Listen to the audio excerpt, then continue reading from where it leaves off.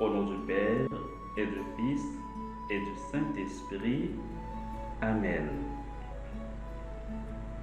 Frères et sœurs très chers, bonjour. Quel est le secret pour rencontrer Dieu? C'est une question qui vous intéresse tous, j'imagine.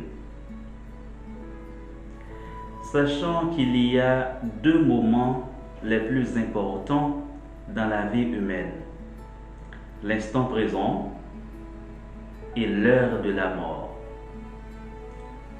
Le premier est le moment idéal qui vous est présenté pour prendre des décisions.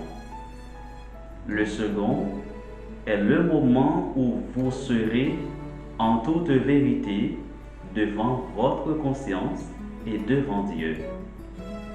Mais si vous faites bon usage de l'instant présent, l'heure de la mort ne vous sera pas malheureuse. Au 1er siècle avant Jésus-Christ, pour répondre à la curiosité des hommes de l'époque, beaucoup de maîtres de philosophie ont surgi pour donner des leçons de connaissance de la vérité et de la sagesse de vie. Il a fallu bien sûr des années pour acquérir difficilement cette sagesse après de longues études et méditations. La première lecture de la liturgie du jour est une réponse à ce courant philosophique. En effet, l'auteur du livre de la sagesse nous présente Dieu comme la sagesse par excellence. Il est la sagesse resplendissante, la sagesse inaltérable, mais contrairement à ceux qui pensent qu'il leur faut des connaissances supérieures pour le connaître, Dieu est bien cette sagesse incomparable qui se laisse aisément contempler par ceux qui l'aiment et se laisse trouver par ceux qui le cherchent.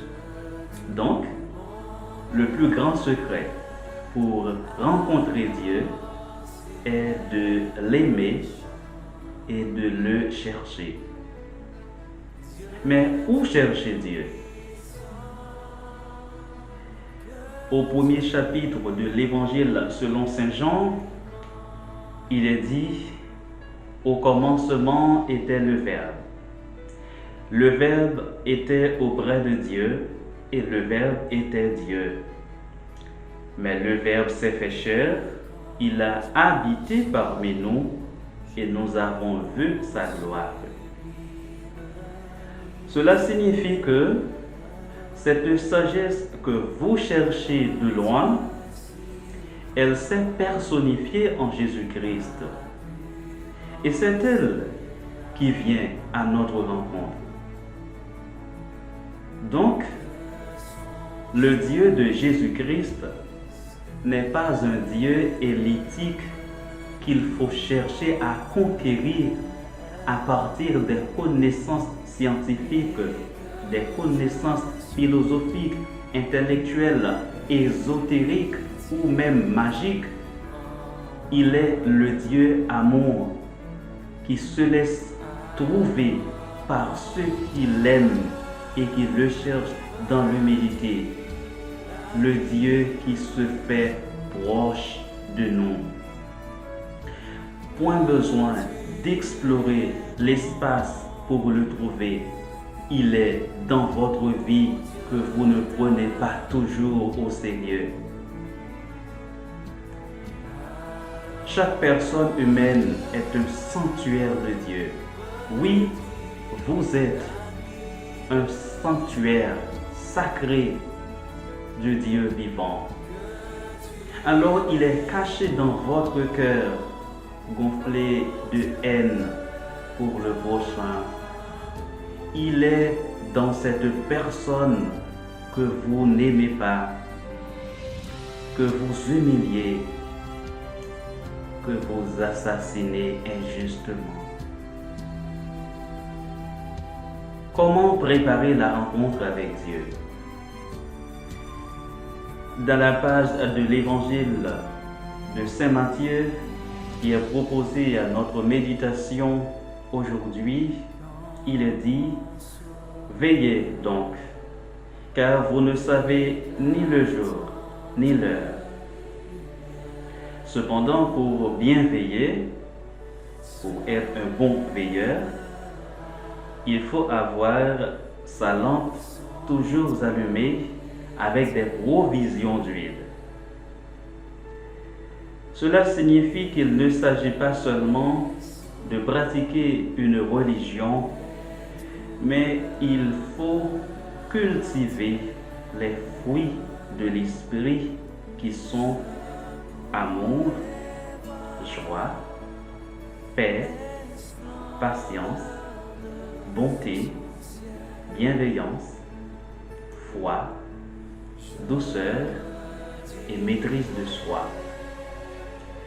Avec ces vertus, vous ne serez pas comme les insouciantes de l'Évangile qui ont raté la venue de l'époux.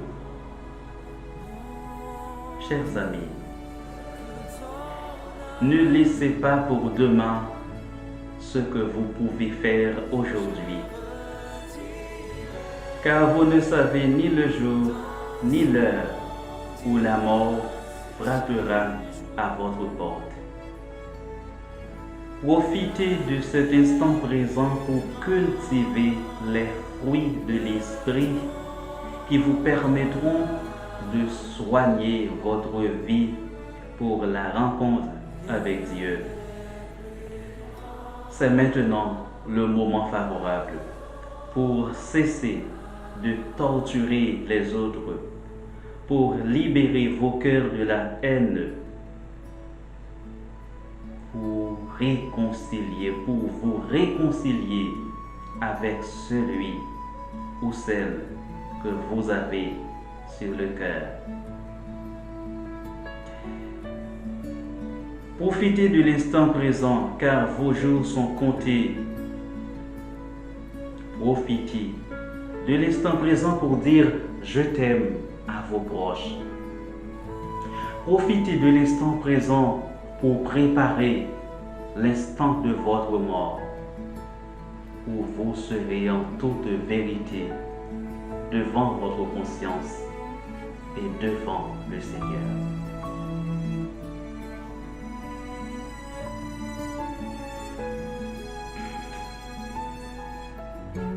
Béni soit le nom du Seigneur, maintenant et toujours. Notre secours est dans le nom du Seigneur qui a fait le ciel et la terre. Que le Seigneur éloigne de vous le malheur, qu'il vous prenne en grâce et vous bénisse, lui qui est Père, Fils et Saint-Esprit. Amen. Dieu tout-puissant,